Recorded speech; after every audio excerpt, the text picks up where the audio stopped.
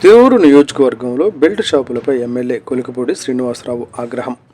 ఎన్టీఆర్ జిల్లా తిరువూరు నియోజకవర్గంలో విచ్చలవిడిగా బెల్ట్ షాపుల నిర్వహణ కొనసాగుతోందని, వైన్స్ షాపుల యాజమాన్యం సిండికేట్గా ఏర్పడి గ్రామాల్లో అక్రమంగా బెల్ట్ షాపులు నడుపుతున్నారని తిరువూరు శాసనసభ్యులు కొలికపూడి శ్రీనివాసరావు తీవ్రంగా స్పందించారు.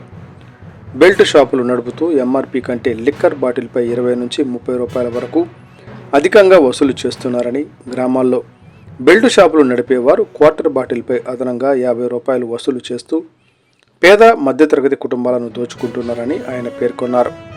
ముఖ్యమంత్రి చంద్రబాబు నాయుడు గ్రామాలలో బెల్ట్ షాపులు నిర్వహిస్తే కఠిన చర్యలు తీసుకుని లైసెన్సులు రద్దు చేయాలని ఆదేశాలు ఇచ్చినప్పటికీ ఎక్సైజ్ శాఖ అధికారులు లిక్కర్ సిండికేట్తో కుమ్మక్కై సీఎం ఆదేశాలను బేఖాతరు చేస్తున్నారని ఎమ్మెల్యే ఆరోపించారు. బెల్ట్ షాపుల కారణంగా తమ కుటుంబాలు రోడ్డున పడుతున్నాయని గ్రామీణ మహిళలు ఆవేదన వ్యక్తం చేస్తుండగా, ఇప్పటికైనా గ్రామాల్లో విచ్చలవిడిగా ఉన్న బెల్ట్ షాపులను తొలగించాలని మహిళలు డిమాండ్ చేస్తున్నారు.